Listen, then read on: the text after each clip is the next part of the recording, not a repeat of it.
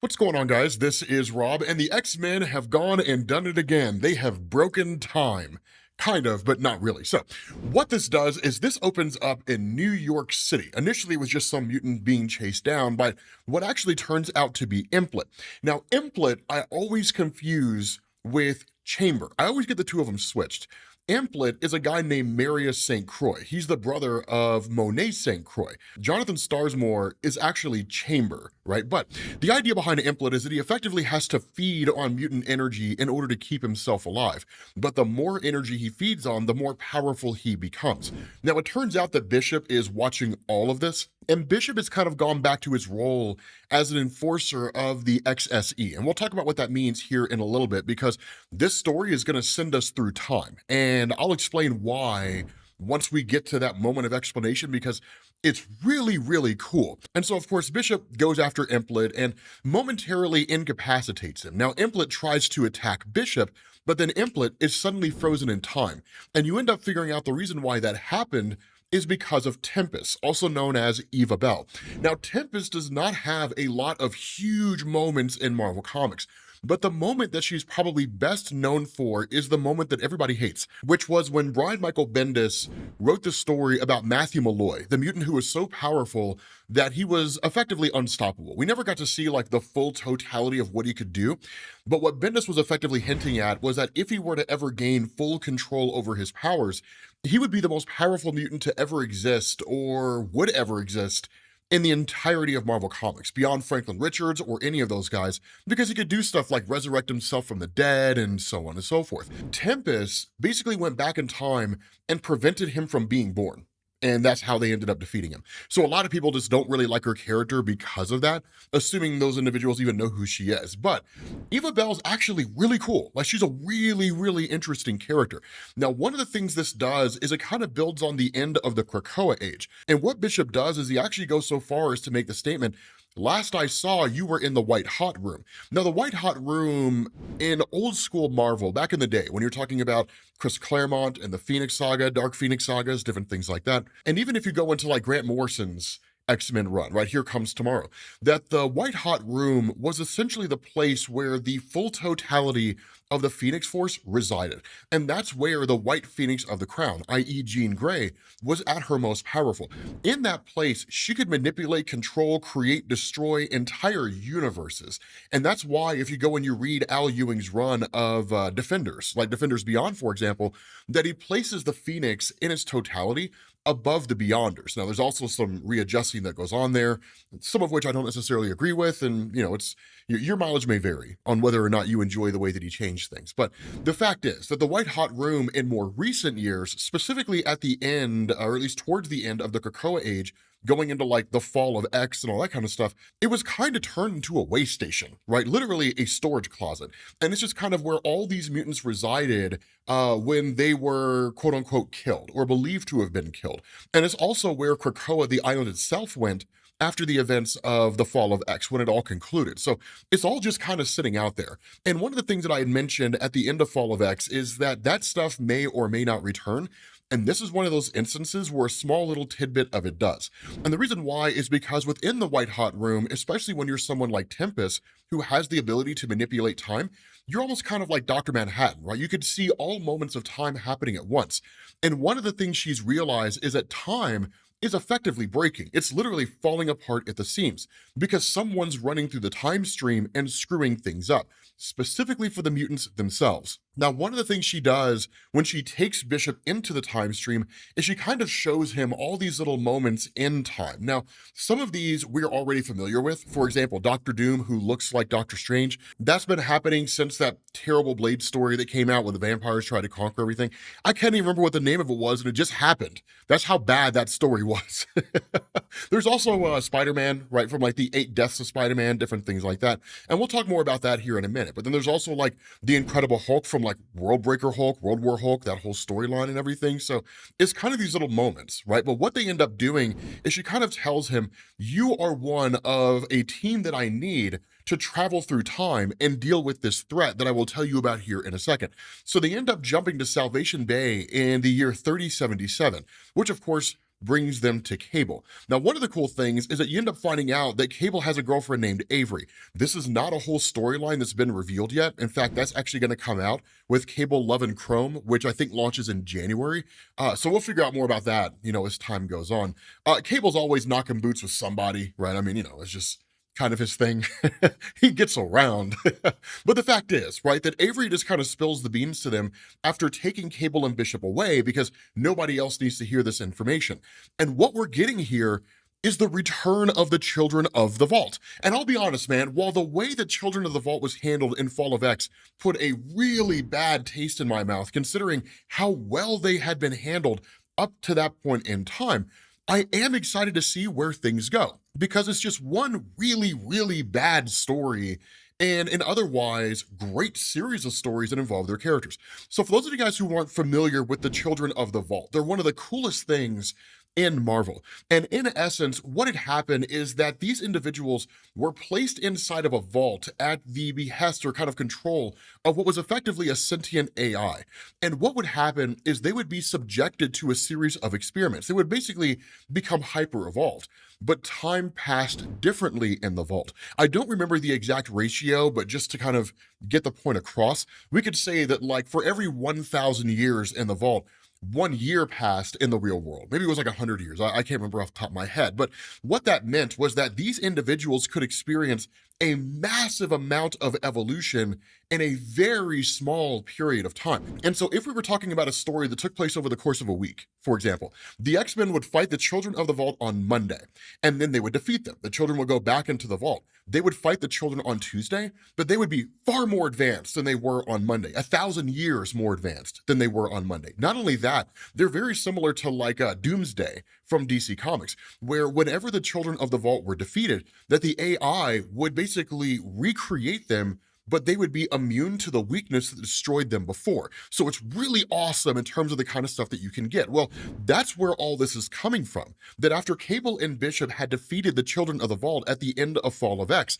they went back into the vault again, quite literally in that story. They were shaking their fists angrily in the air and saying, "You haven't seen the last of us." That's exactly what happened. It was it was so goofy.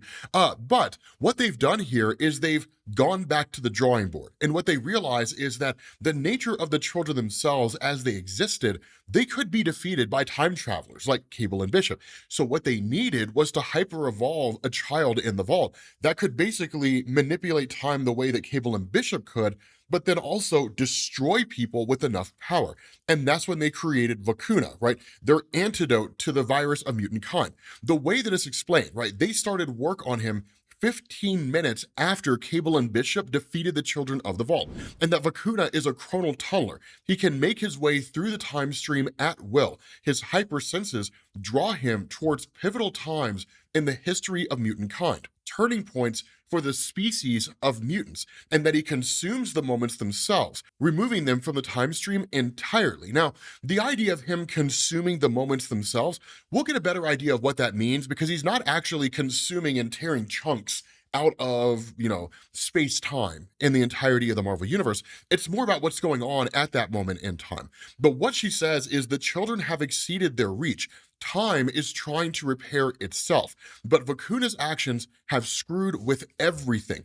Anyone connected to the time stream can feel it coming apart at the seams. The only thing we have going for us is that linear action alone will not be enough. Vacuna will have to consume enough pivotal moments to reach a tipping point beyond which the time stream will no longer be able to correct for the presence of mutants throughout history.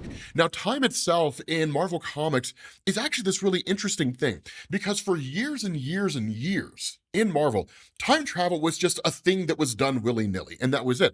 And it was really just kind of predicated on whatever the story needed. Like Cable himself is a walking, talking retcon machine. All this guy does is travel through time. Don't do that, X-Men. You're going to cause this to happen. And then like the day saved and that bad thing doesn't happen, and then Cable goes back to his time, and that's it. Right? That's literally all Cable would do throughout time. Well, there came a point where most of you guys have heard of the story, the Age of Ultron. And what Brian Michael Bendis did in that story is he established that time is an actual living, breathing thing. It's trying to repair itself. And that with all the time travel shenanigans that basically any and everybody had been doing over the years in Marvel Comics, that it stretched time to the breaking point. And so there comes or at least there came a point in that story when Wolverine kept jumping back and forth through time so often, he broke it. So Galactus from the main Marvel universe was like basically teleported to like the old Ultimate universe, and like Miles Morales encountered Galactus and all that kind of stuff. It was really, really cool. But time was just fractured and broken. Now, ultimately, because that story bookended into Avengers and New Avengers, there wasn't really a whole lot for Marvel to kind of do in terms of fixing it, because the multiverse itself was collapsing, right? So everything was coming to an end. But the fact is, time is a living, breathing organism. And that's why nowadays you see a lot of stories like this, right? Where Tempest will say, time is trying to heal itself, different things like that. And so what she does is she gives devices to Cable and Bishop. And she's like, these are devices that will not necessarily allow you to track Vacuna, because you're not going to know exactly where he is, but it will alert you to pivotal moments in time that are being screwed with. And you guys can teleport to those places accordingly, right? So more or less sensing what it is that he's doing and then arriving effectively in that location. So indirect tracking, if we want to call it that. Now, there is a kind of hint where Cable's like, this is the exact same technology in my arm. Have you sent us on a mission like this before? And Tempest doesn't really answer the question, and honestly, the answer is not overly important, because even if the answer was yes, it wouldn't stop Cable and Bishop from going on their mission in the first place.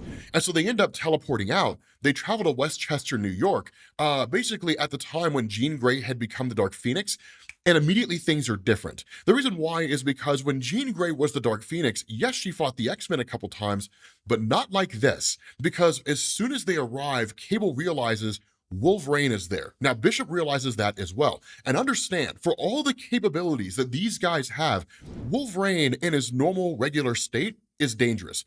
Wolverine in a berserker rage would wipe them out and not think twice about it. Because how do you kill a guy that can heal himself instantly? It would literally be a conflict where they would just have to like teleport away. And so once they realize the Dark Phoenix is there, they're at a pretty significant and pivotal moment. But we end up finding out by way of Bishop pointing it out, this X-Men roster is different because you have Miss Marvel here. She's not supposed to be there. So the screwing up of the time stream is sending shockwaves throughout the entirety of the time stream itself. And so that's where they're kind of like, okay, this is kind of weird, but the mission's on, right? Like, we got to find this guy and we got to deal with this. That's when Vacuna shows up. And when that happens, he immediately consumes Jean. Now, this is kind of Marvel being very hand-wavy with the power of the Phoenix, and Marvel does that. I know a lot of you guys who are continuity sticklers are just going to be like, this is ridiculous. It is. You're not wrong.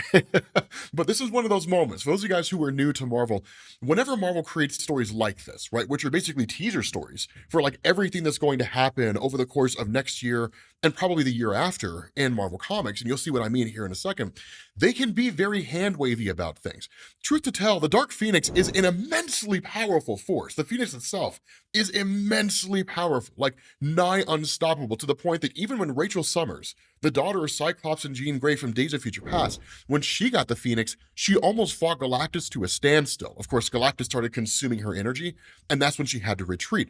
But even with that happening, right, like she was not using the full totality of the Phoenix's powers. So I wouldn't go so far as to say that the Phoenix has become a jobber in most recent years in Marvel Comics, but it is starting to feel that way, if I'm being quite frank. But of course, basically, Vacuna consumes the entirety of Jean Grey and the Phoenix's powers. And when that happens, the other X-Men jump in. And this is what I mean when I say that Vacuna consuming these pivotal moments is less about him tearing chunks out of reality and is more about him consuming the individuals who were involved in those moments. Because most of you guys know, when it comes to like the multiverse of Marvel Comics, what if stories and yada, yada, yada, they're all branch universe, right? So what if this happened instead of that? What if Spider-Man never lost the Captain Universe powers and continued on? I think that was actually like Earth 18 or something like that in Spider-Verse, where he was just this incredibly powerful character. What if those things kept happening, right? Like, this is what those universes would be. So again, it's more about, by way of removing these individuals from this timeline, what essentially seems to be expected from Vacuna and the Children of the Vault is that the timeline would automatically adapt. In reality, the timeline's trying to fix itself, and it's literally trying to repair a injury that cannot be repaired. And so it just kind of leaves these gaping wounds in the timeline itself. And so that's kind of what Tempest is referring to here. But ultimately, they realize they cannot defeat Vacuna in the here and now when he's consuming the entirety of the X-Men. So Bishop body slides the two of them out, and they end up in Washington, D.C. in the not too distant future. Now, this is where you kind of get an explanation of what all's really going on here. Because what ends up happening is that in this not too distant future, that when Bishop and Cable arrive, and we're not really given a definitive time frame here, they're initially met by a Warlock drone. Now, Warlock is kind of a member of the Phalanx in Marvel Comics back in the 90s, late 80s, and early 90s when Warlock gained a more significant role in Marvel. He was basically a good guy, kind of traveling from his own empire, that kind of thing. But in essence, he's just kind of a machine, right? And seemingly, whatever it was that had happened here, the Warlocks seem to have taken control. But suddenly, in the midst of all of this, you end up having the X-Men met, or at least Cable and Bishop met, by a girl named Trista Marshall, also known as Bronze.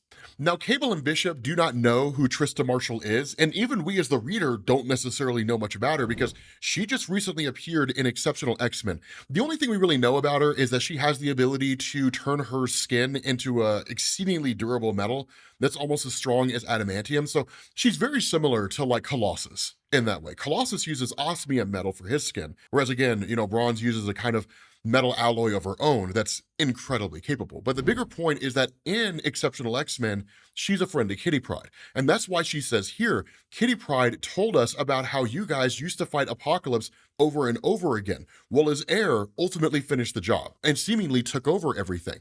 And so what she does is she shows them the timeline of events that led to what happened in this particular future. This is Marvel telling us these are the events that are going to be coming forward in Marvel Comics, right? We have the 8 deaths of Spider-Man, the story that we're covering right now, where Spider-Man literally dies 8 separate times, comes back, basically facing off against the children of Sidorak, the cosmic being that gave Juggernaut his powers. And seemingly what we're waiting for right now is Juggernaut to fight Spider-Man, which I think is supposed to be happening soon. But the fact is, after that, there's One World Under Doom. Most of you guys know of that story. There's Rise of the New Champions. There's the Eternal Storm, the False Metal. Who waits within the last egg? That probably has to do with either the Phoenix egg or some egg that just hadn't been discovered or hadn't hatched during the events of Krakoa, but we don't know exactly how that's going to happen. Strange of Asgard is a story that's coming out where seemingly Doctor Strange learns to tap into Asgard's powers. There's the Galactic Leaders Assassinated, which seems to fall in line with the Imperium storyline that Jonathan Hickman is writing next year, which I'm so excited about, son. Jonathan Hickman, dude. Jonathan Hickman, dude, this guy's been on a tear in Marvel recently, and I'm here for it. There's the Time of Strife. Fingers crossed, Strife is returning to Marvel Comics because that guy was amazing. Of course, there's also Dormammu's Invasion of Earth. There's a story about Miss Marvel, who cares? There's Ultimate Incursion. No idea what that means. I don't think the incursions are going to be coming back. But then again, Marvel is relaunching Avengers versus X-Men, and already the first issue is garbage. So I don't know how good it's going to be relative to like the rest of it. Having said that, the first issue of Avengers versus X-Men, the original one, wasn't really all that great. So it could very well be that it's going to turn out to be pretty dope. Who knows, right? Only time's going to tell. Who's the man with the hammer? The Ghost Fist walks. There's all these little stories that are kind of unfolding. Now, something to understand, these are not all necessarily crossover events, right? Huge crossover events. Some of these are simply just like story arcs related to a particular character. Strange of Asgard, for example, is going to be a Doctor Strange comic event, right? So again, I'm excited to see how a lot of these little things, kind of unfold and what it all looks like. The big thing here that seems to be coming towards the end of next year is XVX. X-Men versus X-Men, right? And then seemingly some kind of like a gene bomb that detonates. So that's likely a storyline that's being launched by Marvel Comics in order to basically do whatever it was that Kevin Feige and Marvel Studios told them to do to prepare the comic book landscape for like the X-Men's arrival in the Marvel Cinematic Universe. Again, whether or not you think that's a good thing is relative to you. But in essence, it's just kind of us being told, here's what's coming along. And that's when, basically Trista asked like, hey, so like, can you like help us, with like everything going on here right now? And Cable's like, no, man, we got somebody really deadly chasing after us. Sorry about your luck. Peace. And like they bail. They teleport away because like Vacuna's chasing them. So like, Bishop's just kind of like, dude, You just like left that girl to her fate. And Cable's like, look, man, we got more important things to worry about, man. That's just the way it goes. I don't know what to tell you, right? Like it's pretty wild, man. It's a pretty terrible thing. But Cable has a really cool plan. So the idea of Cable is this. Okay, if Vacuna is now chasing us through the time stream, realizing that because we can manipulate time, we can do any number of things to try to keep him from existing, right? He's now got challengers in the mix, then why not just kind of take out a few folks along the way? So he ends up teleporting Vacuna basically all the way back, or at least teleporting themselves so Vacuna will follow, all the way back to ancient Egypt before Ensaban Nur becomes the apocalyptic demigod that we all know and love. And then Cable just like shoots him in the chest and seemingly kills him. Now, of course, he's going to recover. And in fact, Cable says that much. Like, he's going to recover. Like, he's going to be fine. But then Vacuna shows up. And ultimately, while their intention was likely to enlist the aid of Apocalypse in trying to defeat Vacuna, between the shot of Cable that he delivered, the blast they shoot onto Vacuna, which basically he absorbs and then fires back at them, he literally spits time at them. And so what ends up happening is that they are teleported directly to Genosha, the eve of extinction, right? This is the moment right before Cassandra Nova launches her attack with 16 million mutants all massacred within a matter of hours. Yes, we cover that story. Yes, it was every bit as amazing as you think. And yes, X-Men 97 did a fantastic job of depicting the massacre of Genosha. It was this really cool story called E is for Extinction. It was great. Like, I loved that story. But because of the fact that they're all about to die, that basically like Cable and Bishop body slide out. The problem with this is that because time is being screwed up, they both body slide, but they teleport to the other's location. So Bishop ends up in Detroit decades from now, specifically during the time of the XSE. And this is where I want to talk about that, because I told you guys that we would explain it. So the XSE stands for Xavier Security Enforcers, and it falls rank and file with the nature of Bishop himself. That while Bishop's origin and Marvel has changed a couple times, with the storyline The Life and Times of Lucas Bishop being the most recent adaptation of his origin story, the long and short of this is that for quite some time we didn't know what his origin was. He simply just appeared within Marvel in the modern day and was like, I'm here to stop the assassination, right? And someone's going to betray the X-Men. And initially it was believed it was Gambit. Now, of course, that whole storyline unfolded with what was called the Witness and different things like that. As part of the Marvel relaunch of the X-Men after the events of House of M under editor-in-chief Joe Quesada, that The Life and Times of Lucas Bishop focus on the character of Hope Summers, or at least it retold things and then tied into the character of Hope. And the way this worked was that Hope Summers was the first mutant born after the events of House of M, when the Scarlet Witch took away 98% of the mutant population's powers. That what happened was that Bishop grew up in a timeline when Hope Summers had gone to war, or at least massacred, something like 1 million humans in what I think was like the 1 Minute War or the 6-second war or something like that. But basically it was just like, right? Like 1 million humans dead like that. And what it did is it led to the government jump-starting the Sentinel program. And what you got was effectively Days of Future Past, right? Where Sentinels seemingly take over everything. The difference between Days of Future Past and Bishop's timeline is that in Bishop's time, you had what was called the Summers Rebellion, where humans and mutants worked together to overthrow the Sentinel threat. And so that's when you got the Xavier Security Enforcers emerging as what was effectively a police force to police the mutant population. The idea being that because of the brutal history between humans and mutants, that if humans were allowed to police mutants, it would go right back to the way things were, and it would only be a matter of time before some kind of Days of Future Past type scenario exists, right? We are mutants, allow us to police ourselves. Now, what you also end up seeing here is the character of Shard. Now, Shard, most of you guys recognize as this character from X-Men, the animated series, the old series back in the early 1990s, that Shard, of course, as the sister of Bishop, was ultimately really just kind of sacrificed herself, right, to allow Bishop to absorb her energy in order to defeat, the villain Trevor Fitzroy. There's a lot more to her history than that. Understand, like there's way more to Shard's history than just like she was the sister of Bishop and then she died helping him defeat Trevor. Like there's way more to it. She's a pretty significant character over the years in Marvel, but more towards Bishop than anything else. But it's simply just to say this is why everything is the way that it is for Bishop. It's why he wears the uniform that he does and why he has like the M on his face because he was put in a mutant internment camp, different things like that.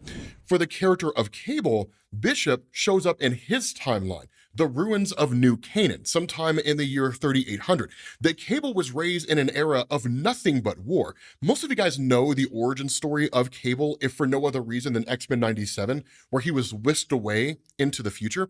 In Marvel Comics, it was not Bishop who took him into the future. Cable was taken to the future after being infected by the techno-organic virus. The hope was they could find a cure. If they couldn't cure him, they cloned him. Apocalypse, who ruled this future at this point in time, which is why Cable is always at war. He's at war against the forces of Apocalypse.